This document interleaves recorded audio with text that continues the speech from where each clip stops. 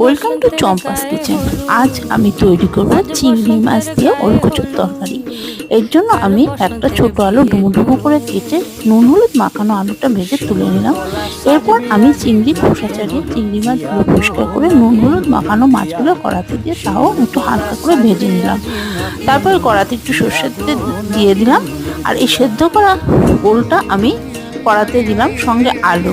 এরপর আমি একটু জিরে বাটা দিয়ে নাড়িয়ে চাড়িয়ে নিলাম। তারপরে আমি একটু গরম জল দিয়ে এটা ফুটতে দিলাম।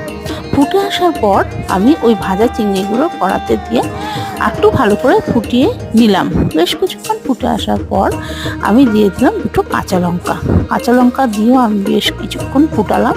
তারপরে আমি অর্ধেক পাতিলেবুর রস দিয়ে দিলাম। এরপর আমি গরম মশলা দিয়ে আমি এই ওলকচু রান্নার রেসিপিটা এখানেই শেষ করলাম।